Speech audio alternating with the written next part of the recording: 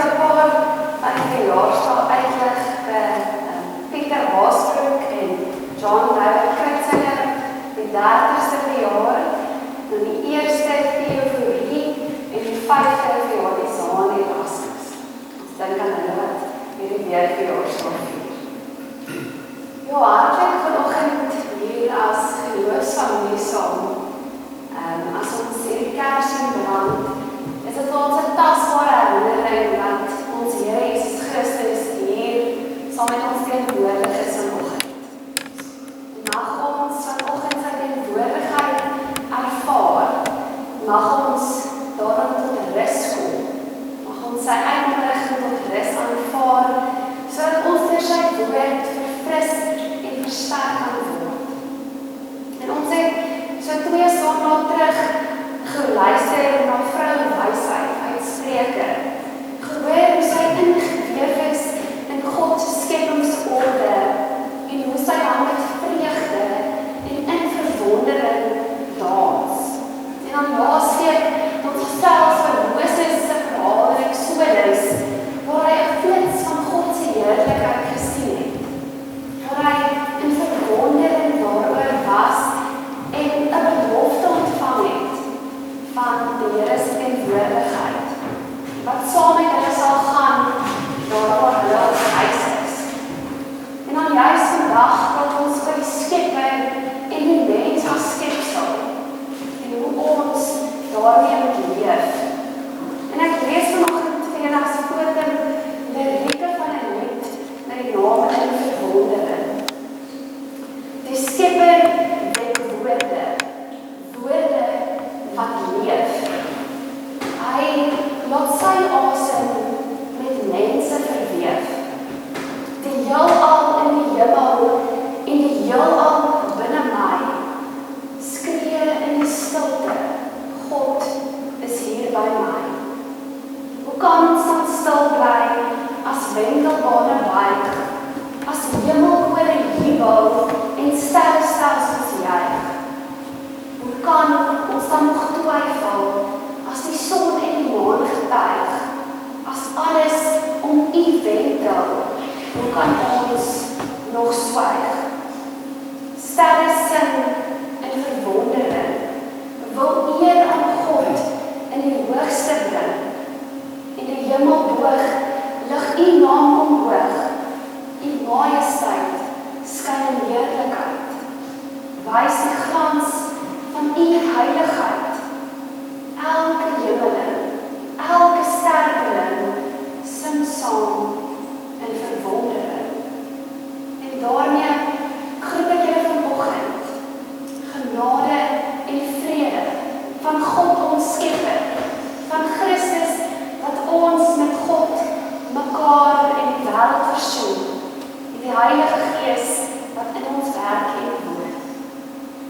Ek wil julle uitnooi om saam op te staan en 2 lofliedere te sing.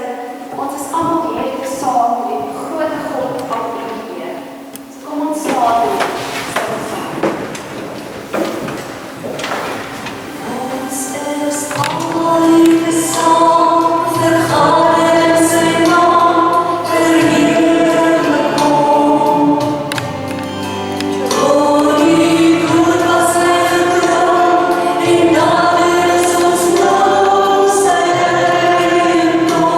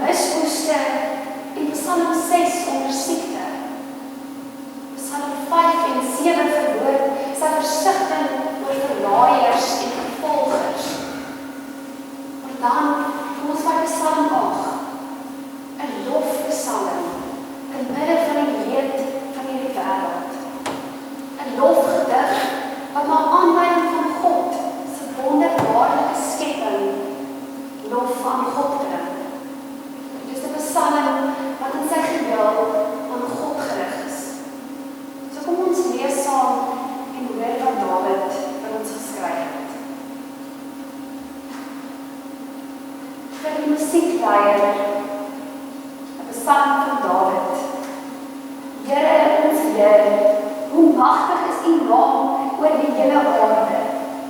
U wat U luister oor die hemelruim vestig. Deur die mond van kleuters en suigelinge het U mag gevestig. Vanweë die teenstanders om vyande en wraakgieriges stil te maak. Wanneer ek na die hemelruim kyk, die werk van die vingers, die maan en die sterre wat U gevestig het. Wat is 'n mens dan dat U aan hom dink? 'n mensekind dat U aan hom aandag skenk. U het hom net minder as die hemelse wese gemaak. U het hom met eer en majesteit gekroon. U laat hom heers oor die werk van U hande. U het alles onder sy voete gestel, al die klein vee en beeste, selfs die diere van die veld, die voëls van die hemel, die visse van die see, wat verbytrek op hulle roetes deur die oseane. Here, ons Here, hoe magtig is die naam oor die hele aarde.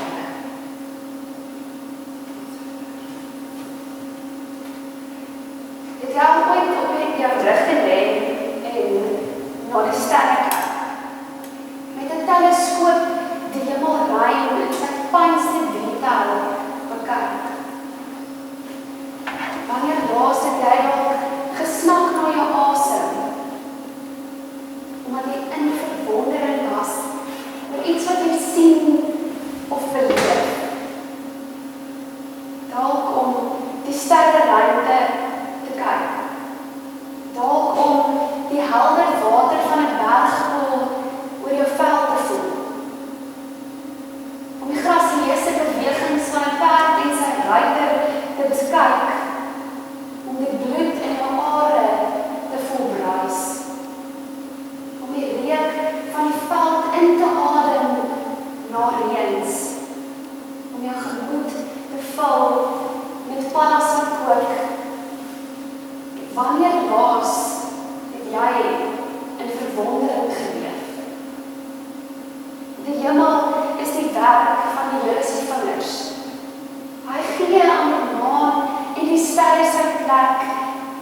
Die aarde is een van die kleiner planete in ons sonnestelsel. En in hierdie weersnit kan mens sien hoe klein ons eintlik is. 'n deel van ons melkwegstelsel wat slegs 1 miljoenste van die ruimte beslaan, waarvan wetenskaplikes tans weet.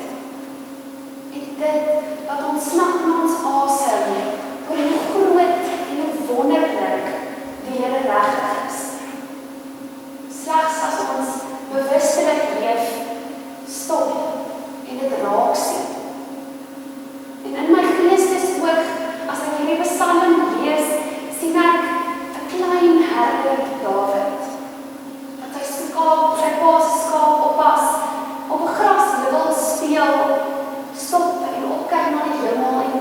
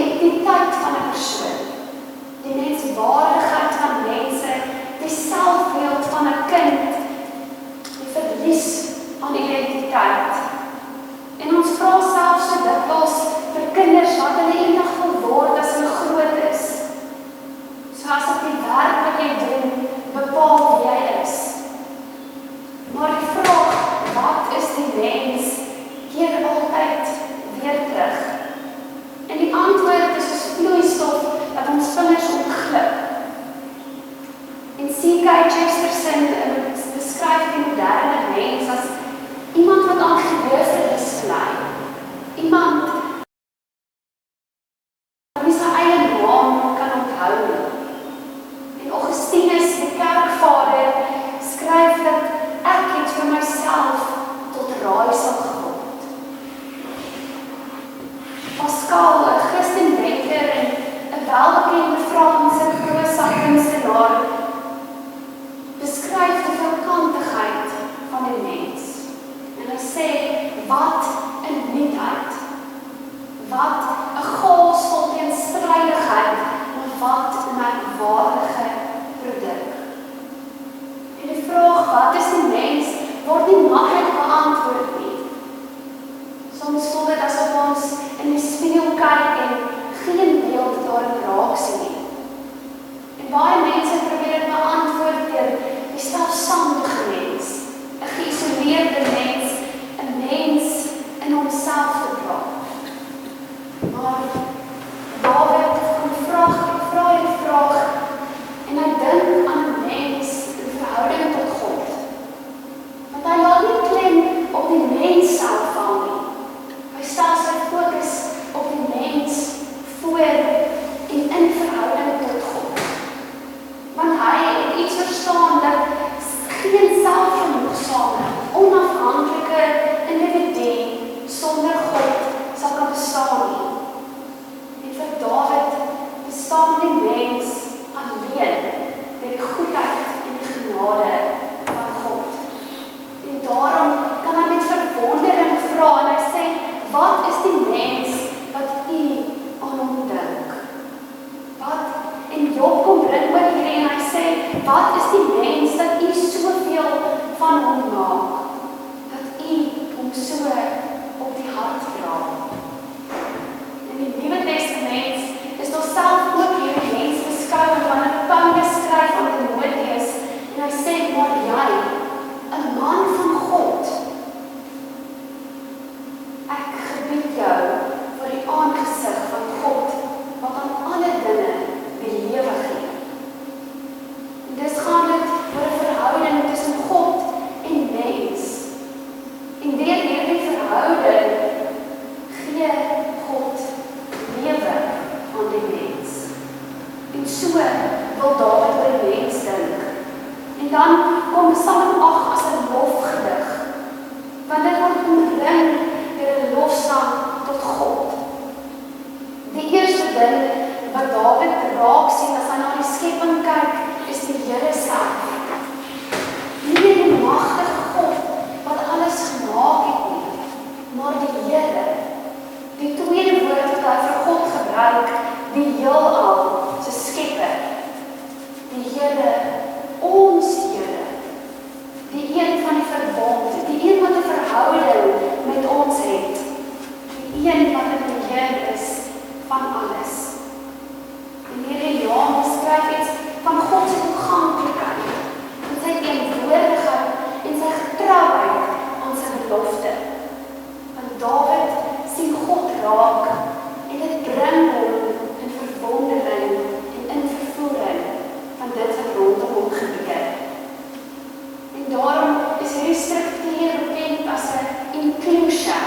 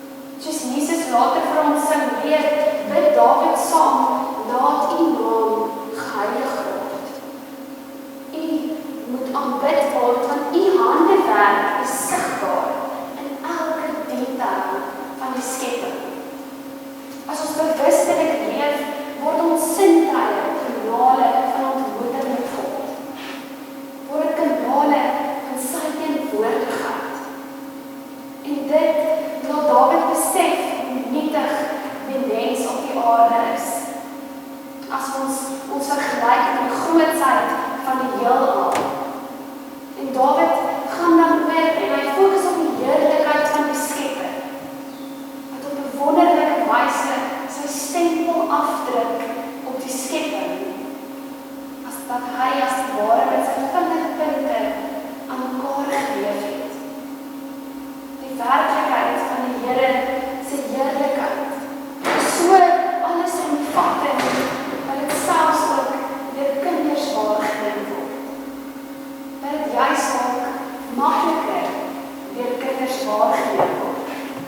Want kinders verstaan baie keer meer intuïtief van God se grootheid, as ons volwassenes wat soms in ons dwaasheid teensangers van God wil wees, om sy teenwoordigheid in die skepping te ontken, wat ons oorlaat van kennis, van kundigheid en van die gejaagdheid van die lewe, maak het ons verleer om in verwondering te leef soos 'n kind. Want kinders leef in die oomblik. Uit die woorde van 'n Nederlandse digter skryf hy, kinders speel met onsigbare dinge. Hulle gaan met minder as 'n skaduwee om, wat vir ons stom is, maak vir hulle geleider. Waar ons niks sien nie, sien hulle die mooiste oorlaag.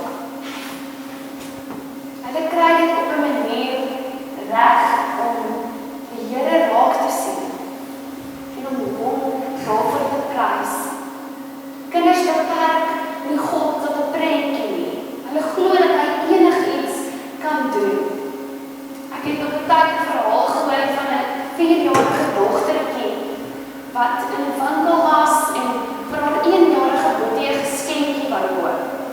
En na so 2 weke sy teruggaan, dis dieselfde dingetjie nog daar op die rak en sy sê vir haar ma, "Liewe Jesus het dit vir my gewerk."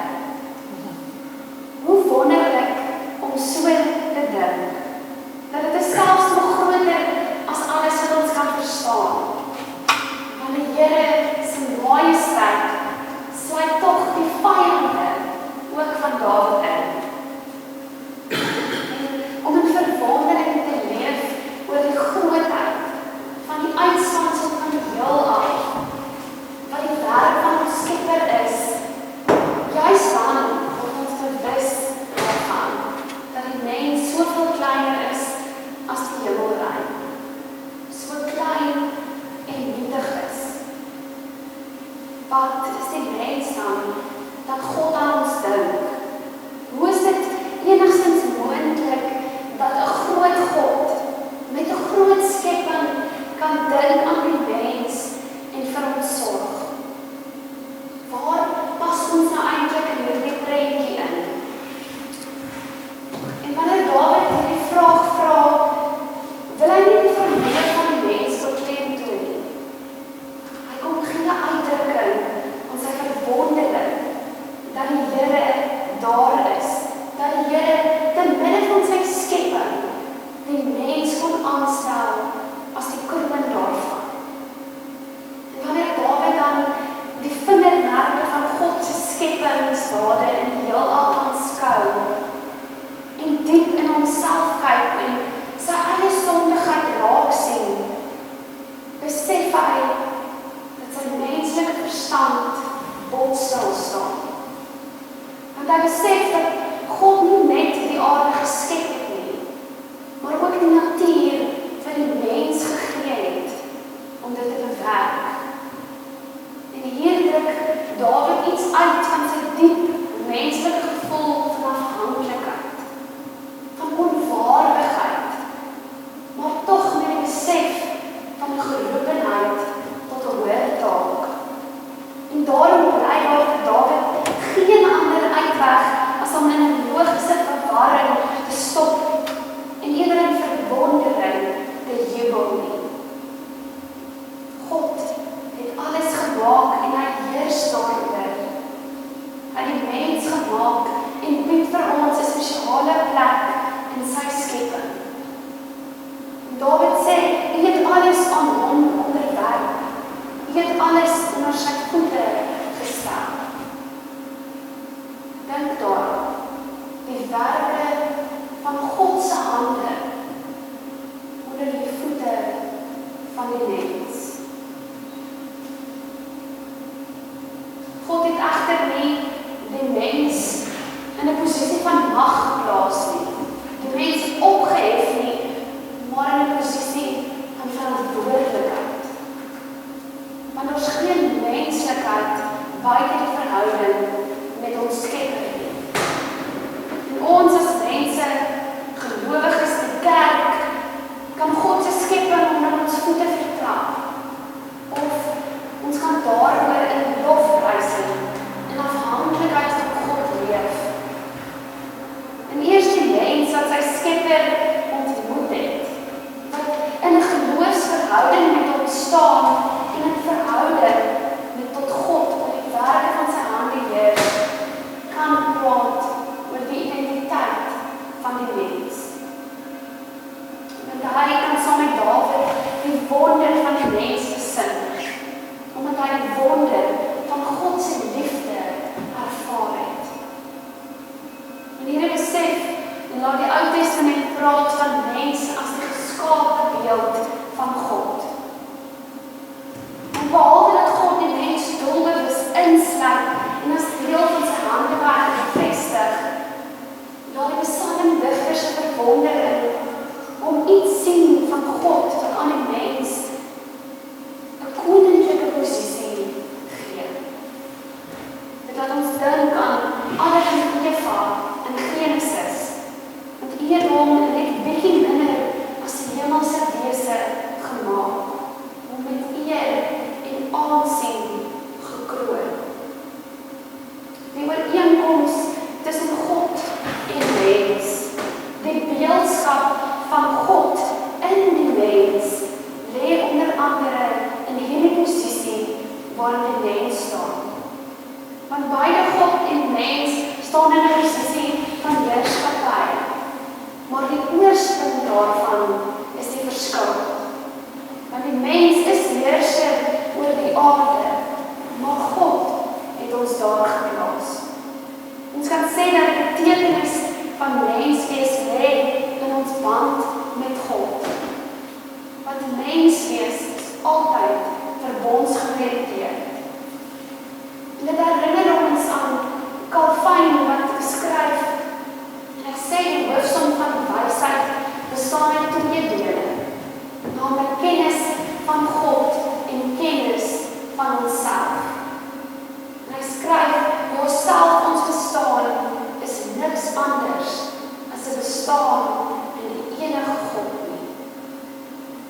Want slegs in die saam bestaan in die vennootskap met God raak ons bewus van ons doel op aarde. Ons bestaan is uit verhoudings bestaan. Dat die oorsprong van die menslike lewe, die sinvolheid daarvan, word in verhouding met God gegee. En die waarde van 'n mens is 'n gawe uit die hand van God. En vanuit hierdie besef kon Augustinus later ook positief oor die mens praat. En hy sê iets groots het ons geword. Laat niemand onsself verag nie. Ons was niks. Ons is iets. Ons het aan die Here gesê, dink daaraan dat ons stof is. Maar hy het van stof 'n mens gemaak en aan die stof lewe gegee. En in Christus ons Here die stof na die hemel gevoer. Wat is die wonderlikste, vra Augustinus, dat hy wat God is, mens geword het, of dat hy wat mens is, 'n mens van God word. So as ons Psalm 8 lees, roep dit ons uit om ons hele lewe in die lig van God se grootheid te sien. 'n Grootheid wat hy demonstreer in die heelal, sowel in die lig van ons afhanklikheid, 'n waardigheid in sy oë, wat ons waarde en ons identiteit word primêr deur hom as ons Skepper bepaal. Dat die kontras tussen die nietigheid van die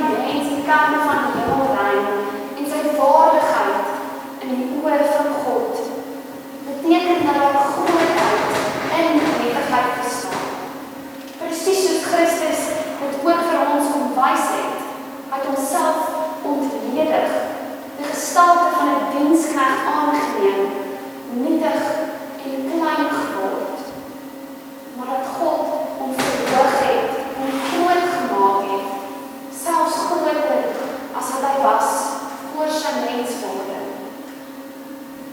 Die een is so belangrik soos die ander. Ons is nietig in die skepping, maar ons is waardig. Ons is klein, maar ons is groot in God se oë. En ons is dalk soms vertrappers van die skepping, maar God stap 'n pad saam met ons elkeen. Al moet hy soms harder praat of ons tot stilstand roep om ons aandag te kry. Want God is die bron van ons identiteit. En dit het 'n besliste invloed op die wyse waarop ons lewe. Maar die vraag, wat is die mens, is 'n basiese vraag vir ons bestaan. Ons kan vir onsself leef, ons kan dink ons menswees verstaan in oppervlakkige dinge, of ons kan leef vanuit die besef dat God ons skepper en ons Here is. Want Dawid en Psalm 8 nooi ons uit om ons nietigheid en afhanklikheid raak te sien. Om diensbaar teenoor die skepping te wees en ons waardigheid voor God te onthou. Die digter Leo Opperman skryf 'n diepstrekkende vereenselwing met alles wat gegee is, kan ons so waar in verwondering leef. Hy sê, ek gee my daagliks aan die skepping oor. Ek is in 'n spel van vereenselwing. En hierdie vereenselwing bring nuwe moontlikhede, nuwe begrip, en juis daarom daag dit ons uit om daagliks in verwondering van God te leef, om hom te prys vir sy almag en sy grootheid, en daarmee saam sy belofte van sorg te omarm. Want dan leef ons vanuit sy maatstaf van liefde en geregtigheid, teenoor alles en almal wat hy geskep het. So kom ons sien weer vir 'n slag die grootheid en die almag van God raak. Dalk snap ons dan in verwondering na ons asems. En kom ons kyk na onsself soos hy ons sien. Kom ons sluit dan aan by die skepping se loflied tot sy eer, 'n loflied wat die teenstanders laat stil word. So mag ons dan, wanneer ons in die kerkgebou verlaat vandag, ons lewens inrig as 'n lofgedig vir ons Here, ons Skepper. 'n Lofprysing wat die goed geordende skepping van God omhels en dit bevestig. Mag ons die skepping bewaak en beskerm en dit doen deur 'n regte verhouding met God te leef. Mag ons daagliks bewustelik in verwondering leef. En mag ons vir die Here sê vandag, Here, leer my 'n nietige, maar waardige mens. Elke dag om mooi te kyk na wat U vir my toevertrou. U wat so mooi na my kyk. Here, ons Here, hoe klokhelder klink U naam oor die skepping, Here. En mag ons dan in verwondering in sy teenwoordigheid aanhou leef. Amen. Dierbare Hemelse Vader, ons Skepper Heer, met nederigheid en in verwondering staan ons voor U, bewus van U grootheid, wat in elke klein deel van U skepping vir ons sigbaar is. U die sterre in die hemel gesit, die dieptes van die see gevul met lewe, en tog dink U aan ons. Mense wat U met eer en heerlikheid omkroon het. Here, dankie dat U ons waardig ag, dat U ons liefde plek in U skepingsplan het. Vader, Heer, dat ons in verwondering sal leef oor U skepping. Dat ons in verhouding oor U sal leef. Dat ons nie blind wees vir die tekens van U hand in die natuur rondom ons nie. Dat ons soos Moses die flitse van U teenwoordigheid kan ervaar. Dat ons soos vrou wysheid sal dans met vreugde en in verwondering van U teenwoordigheid. Here, help ons om ook verantwoordelike rentmeesters te wees oor dit wat U vir ons te vertrou. Dat ons met liefde en met respek sal sorg vir U skepping. Here, ons kom erken ons nietigheid in die lig van U grootheid, maar ons waardigheid omdat U ons met U eie vingers aan mekaar gesit het. Help ons om hierdie balans van nederigheid en dankbaarheid te dra in ons daaglikse lewens. Gee dat ons die roeping waarna ons geklee is, sal uitvoer, om ligdraers van U liefde en geregtigheid te wees in hierdie wêreld. Here, dank omdat ek ook dat U en God van oorvloed is, van genoeg en van genade. Dat U ook ons dankoffer sal seën wat ons nou gaan gee. Mag ons kring van gee en ontvang ons nader trek na U, na mekaar en na hierdie wêreld. Here, ons bid dit in die naam van ons Here Jesus Christus, ons Here, ons Skepper.